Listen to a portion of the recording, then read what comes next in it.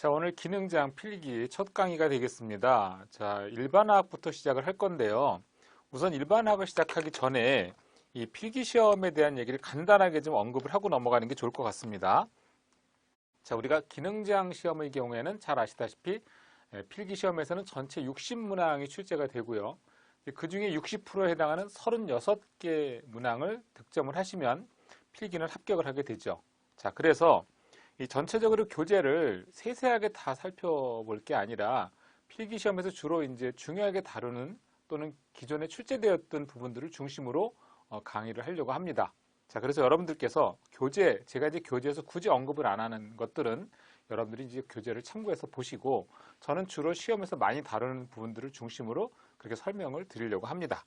자, 그래서 여러분들 아마 필기 출제 경향 분석이라고 해서 아마 책 앞부분에 제가 이제 분석해 놓은 도표가 있어요. 그걸 참고하셔가지고 어떤 부분에서 어떻게 많이 출제가 되고 어떤 부분에서 출제가 좀 덜 되는구나 라는 걸 좀 알고 시작하시면 조금 수험에서 준비하는데 좀 도움이 될 것 같습니다.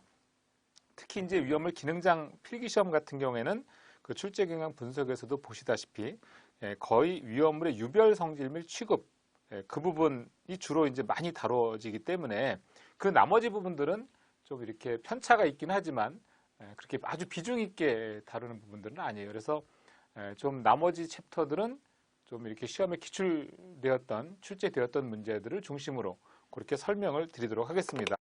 자, 그래서 여러분들 교재 챕터 1장 일반화학부터 좀 보도록 하겠습니다. 자, 이건 이제 기초화학에 대한 얘기를 하는 건데, 기능장 시험에서 주로 이제 어떤 문제들이 중심으로 나오는지 그건 이제 설명을 드리도록 하겠습니다.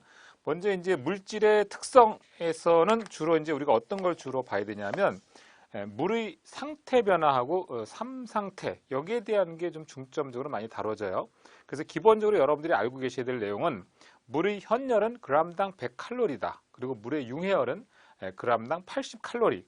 또 우리가 알고 있는 얘기긴 하지만 이제 물의 기화열이죠. 기화열은 g당 539칼로리.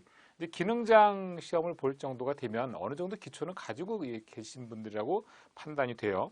자, 그 다음에 물의 비열이 1칼로리 퍼 그램 도시가 되겠고, 그러니까 결과적으로 1도씨 올리는데 1g을 1도씨 올리는데 필요한 열이 1칼로리가 되겠다는 뜻이죠. 얼음의 비열이 0.5칼로리 퍼 그램 도시고, 수증기 같은 경우가 0.47에서 0.5 칼로리 퍼 그램 도시가 되겠습니다. 자, 시험에서는 바로 이와 같이 열량을 구하는 문제가 간혹 나오죠. 열량은 Q는 MC 델타 T로 구해지는 겁니다. 여기서 M은 질량이 되겠고 C는 비열이고 델타 T는 온도 변화가 되겠습니다. 자, 이게 바로 현열이고요. 잡열 같은 경우에 Q는 잡열 같은 경우에는 MU라고 해서 질량이고 U는 바로 잡열이 되겠습니다. 자, 이렇게 해서 우리가 열량 구하는 공식, 요거는 좀 알아둘 필요가 있어요. 열량 구하는 공식은. 그래서 요건 좀 암기를 하시고. 자, 그 다음에 이제 물질에 대해서 우리가 이제 분류를 좀 할 수 있어야 되는데, 물론 여러분들 잘 아시겠지만 이건 이제 아주 기본이라서 이거는 말씀을 드리는 거예요. 이제 우리가 물질을 만약에 분류를 한다 그러면 이 세상에 있는 모든 물질은 둘 중에 하나입니다. 순물질과 그리고 혼합물, 이 둘로 나뉘는 거거든요. 이 세상에 있는 모든 물질은 이 두 가지로 나뉘는데, 여기서 순물질은 고정된 성질을 의미하는 거고, 혼합물은 이제 변할 수 있는 성질, 순물질이 두 개가 혼합된 게 바로 혼합물이 되겠습니다. 사실 위험물에서는 혼합물보다는 순물질을 좀 중요하게 다뤄야 되죠. 자, 순물질은 단체라고 하는 거하고 그 다음에 화합물이라고 하는 두 가지로 나눠지게 됩니다. 자, 단체는 호돈소 물질, 한 가지 원소로 구성된 순물질을 말하는 것이고, 화합물은 단체가 두 개가 묶여서 두 개 이상의 단체, 그러니까 두 개 이상의 원소가 모여서 하나의 순물질을 형성하는 게 바로 화합물이 되겠습니다. 자, 다시 또 화합물은 유기화합물과 무기화합물로 나누어지게 되고요. 우리 이제 위험물에서는 유기화합물은 이제 탄소화합물이라고 하죠. 근데 이제 위험물이 아시다시피 1, 2부터 6, 6까지 나눠지게 되는데, 그 중에 유기화합물군에 속하는 것들이 삼류 일부, 그 다음에 뭐 알킬, 알루미늄, 알킬리튬 이런 것들이 바로 이제 유기화합물이 되는 거죠. 그리고 4류 위험물, 5류 위험물 정도가 유기화합물군에 속하는 것이고, 또 무기화합물군이라고 하면 1류, 2류, 3류 일부가 또 들어오죠. 그리고 6류 위험물, 이런 것들이 바로 무기화합물군에 속하는 것들이라고 보시면 되겠습니다. 어떻든 우리가 물질을 분류하는 거, 기본적인 물질을 분류하는 걸 좀 아시는 게 좋을 것 같고요. 자, 그 다음에 또 한 가지 여기서 이제 우리가 좀 알고 넘어가야 될 부분은 기본적인 그 물질에 대해서 물성 취급할 때 밀도에 대한 얘기. 이게 별로 중요한 얘기가 아닌 것 같지만 사실은 굉장히 기초적이면서도 좀 중요한 얘기라고 볼 수가 있어요. 그래서 밀도는 부피분의 질량으로 구해진다. 부피분의 질량으로 구해진다. 제가 이제 그 예전 그 기능사나 산업기사에서도 이런 강의를 좀 드리긴 했었는데, 밀도를 생각할 때는 항상 하트를 생각해라. 그래서 QPT 화살을 쏘시면 밑에는 V, 위에는 M. 그래서 V분의 M, 부피분의 질량이라고 얘기를 한다 그랬죠. 자, 근데 이 밀도를 통해서 우리가 좀 알아둬야 될 점은 아보가드로 법칙에 따라서 만약에 이제 증기밀도 구한다. 증기밀도를 구한다고 하면 아보가드로 법칙에 따라서 부피는 22.4리터가 되는 거고, 그 다음에 기체의 분자량. 기체의 분자량을 22.4리터로 나눠주는 게 바로 증기밀도가 되겠습니다. 자, 그 다음에 증기비중하게 되면 공기의 평균 분자량 값 분의 증기의 분자량. 그래서 증기 분자량을 공기의 평균 분자량으로 나눠지게 되면 그때 이제 증기 비중을 구할 수 있는 거죠. 이런 정도가 이제 시험에서 좀 다뤄지는 부분이라고 보시면 되겠습니다.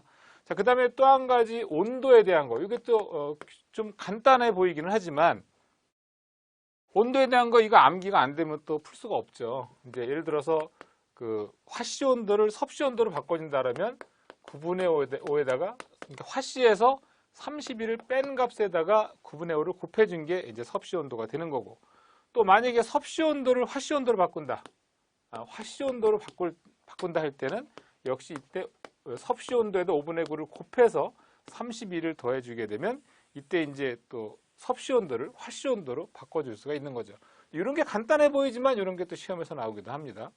또 우리가 주로 앞으로 모든 단위에서는요, 이제 섭씨 온도를 쓰는 게 아니라 만약에 문제에서 섭씨 온도를 주어진다 하더라도 섭씨 온도에다 213.15를 더한 켈빈 온도, 이걸로 사용해야 돼요. 모든 예를 들어서 앞으로 이제 말씀드리겠지만 보일 법칙, 샤를 법칙, 이상기체 상태 방식 등등등 해가지고 문제에서 섭씨 온도를 주어진다 하더라도 여러분들은 켈빈 온도로 바꿔서 계산을 해야 된다는 것이고, 자, 또 한 가지 우리가 알아둬야 될 점, 자, 1기압은 당연히 760mHg라고 하는 건 아시죠? 이게 이제 단위 환산이 어떻게 되는지 알아야 돼요. 1기압의 경우에 우리가 보통 760mHg라고 하지만 이거 외에도 76cmHg라고도 하는 거고요.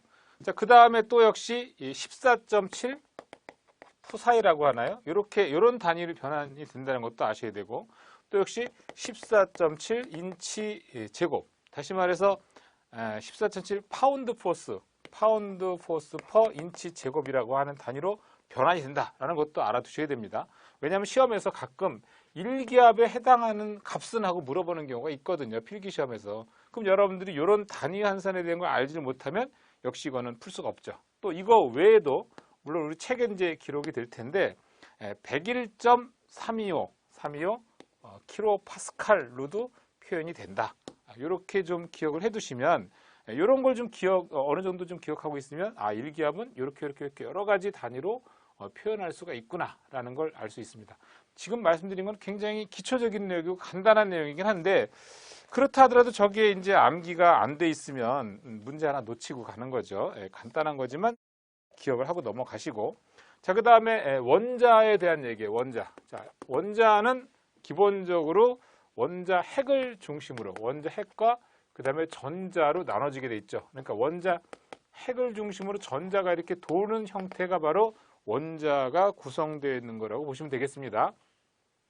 자, 이와 같은 핵은 이제 양성자와 중성자로 나뉘게 되고 이렇게 나눠지게 되는 거죠. 양성자는 보통 P, 중성자는 N, 전자는 E 이렇게 표현을 하게 되는데, 문제는 이 원자에서 가장 중요한 게 뭐냐라는 걸 좀 알아볼 필요가 있어요. 원자에서는요, 핵하고 전자로 나뉘는데 우리가 언뜻 생각하기에는 핵이 중요할 것 같지만 사실은 전자가 중요한 겁니다. 전자. 왜냐하면 이 전자가 원자의 성질을 결정하기 때문에 그래요. 자, 그리고 우리가 이제 그 주기율표 상에서도 이제 여러분들이 학습이 됐겠지만, 뭐 주기율표를 보면서도 여러분들이 아마 그런 내용들을 학습을 하셨을 거예요, 아마 분명히. 원자 핵으로부터 원자 번호는 곧 양성자 수가 되고, 양성자 수는 곧 전자 수가 된다라는 걸 기억하실 거예요, 여러분들 아마 예전에 공부하셨을 때. 자, 그리고 또 한 가지, 결국 질량수라고 하는 것은 양성자 수에다가 중성자 수를 더해주는 값이다. 이 정도는 여러분들 기억하시죠. 그래서 원자 번호는 곧 양성자 수고 양성자 수는 곧 전자수다. 그래서 예를 들어서 기억나는 대로 해보면 나트륨 같은 경우 11번인데 원자량은 23이죠. 그래서 양성자수 몇 개입니까? 물어보면 원자 번호가 곧 양성자수라 했으니까 11개가 되는 거고. 그리고 중성자수는 당연히 이거 넘어가면 질량수에서 양성자수 빼는 거니까 12개가 되는 거고, 전자수는 당연히 원자 번호가 곧 전자수라 했으니까 11개가 되겠죠. 이 정도는 여러분들이 기본적으로 다 알고 계시는 내용이에요. 자, 그 다음에 만약에 Na 플러스가 됐다. 이 얘기는 전자를 하나 잃어버렸다는 뜻이 되는 거죠. 자, 그래서 이 경우에는 11번이고 23번이지만 양성자 개수는 변함이 없어요. 근데 중성자 개수도 물론 변함이 없지만 전자 개수는 원래 11개인데 하나 잊어버렸으니까 10개가 된다. 이런 것들은 기본적으로 예전에 공부하셨던 걸 조금 리뷰하시는 측면에서 보시면 되겠습니다.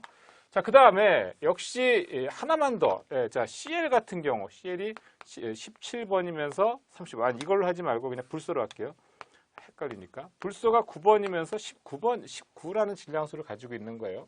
자, 이 경우는 양성자수가 당연히 9개고, 그 다음에 중성자수는 몇 개입니까? 위에서 빼면 10개가 되고, 전자수 9개가 되죠. 그런데 불소 마이너스가 되면 이거는 또 전자의 개수와 관련이 되는 거예요. 위에 있는 전하량은 전자 개수하고만 관련이 되는 거야. 9번이고 19지만 이때 양성자수 9개, 중성자수 10개지만 전자수는 원래 9개인데 하나 받았으니까 10개가 된다. 이 정도는 우리가 좀 알고 계시는 게 좋을 것 같습니다. 자, 그리고 이제 우리 교재에서 보시면 동위원소라고 하는 표현이 나와요. 동위원소. 자, 동위원소라고 하는 것은 양성자수는 같지만 중성자수가 다른 원소를 말하는 겁니다. 자, 쉽게 얘기하면 수소 같은 경우 양성자가 하나지만 역시 그 질량수는 1인 것이 있고, 또 양성자수 하나인데 질량수가 2인 중수소, 양성자수가 하나인데 질량수가 3인 3중수소. 그러니까 양성자수는 같은데 중성자수가 다 틀리죠. 결국. 또 염소 같은 경우에도 17번이면서 35인 것이 있고, 염소 같은 게 17번이면서 37인 게 있거든요. 그러니까 이게 같은 원자 번호는 같은데 결국은 질량수가 달라지는 것들을 우리가 동위원소라고 하는 표현을 쓰게 됩니다. 그래서 동위원소 같은 경우에는 이제 그렇다고 해서 동위원소에서 이런 것들을 무시할 수가 없는 거예요. 왜냐하면 자, 자연계에 존재하는 것 중에 염소가 17번이면서 35가 존재하는 것이 대략 75.5%, 그리고 17번이면서 37로 존재하는 것이 24.5%인데 어느 하나를 무시할 수가 없잖아요. 그래서 우리가 이제 평균 원자량이라고 하는 값을 구해서 쓰는 겁니다.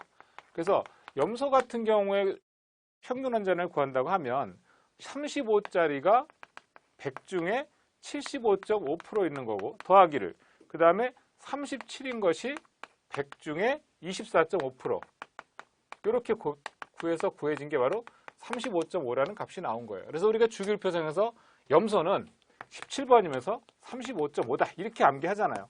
사실 자연계 17번이면서 35.5라는 원자량을 갖는 염소는 있을 수 없습니다. 이게 이제 왜냐하면 평균 원자량 값을 구한 거니까. 아까도 말씀드린 것처럼 염소는 17번이면서 35인 게 75.5%, 17번이면서 37인 게 24.5% 이렇게 존재하고 있기 때문에 우리 실제 자연계는 이런 건 존재하지 않아요. 근데 이제 우리가 염소를 평균적으로 계산을 해서 앞으로 염소는 이렇게 35.5라는 원자량을 값을 가진 것으로 계산을 하는 거죠. 자, 이에 비해서 이제 뭐 동중원소, 동소체 뭐 이런 얘기들은 나오는데 이건 여러분들이 책을 읽어보셔도 다 아실 수 있는 얘기고, 자, 이온하고 뭐 이런 것들도 다 넘어가실 수 있습니다. 다만 이제 맨 밑에 보시면 이제 이온화 경향이라고 하는 게 나오죠. 이온화 경향이라고 하는 것은 어차피 최외각 전자가 전자를 잃고 양이온이 되려고 하는 성질을 가지고 있는 것들을 우리가 이온화 경향이라고 하는데, 우리 주기율표상에서 이제 그 리튬, 나트륨, 칼륨 이런 것들 일족 원소들을 잠깐 살펴보면 이걸 좀 설명을 드릴 수가 있어요. 자, 일족 원소에서 얘는 3번, 11번, 19번이잖아요. 그래서 우리가 이제 화학도 공부를 하셨겠지만 리튬 같은 경우 K 껍질에 2개, 그 다음에 하나, 나트륨 2개, 8개 하나, 칼륨이 2개, 8개, 8개 하나 이런 식으로 맨 바깥쪽 전자를 하나 버리면서 안정해지려고 하거든요. 이온화되기 쉽다는 얘기죠. 자, 따라서 이와 같이 전자를 잃으면서 양이온, 리튬은 전자 하나 잃으면 리튬 플러스, 나트륨은 Na 플러스, K는 K 플러스 이런 식으로 전자를 하나 잃어서 양연이 되려고 하는 성질을 이온화 경향이라고 하는데 이온화 경향이 큰 금속은 결국은 화학적 성질이 크다라고 볼 수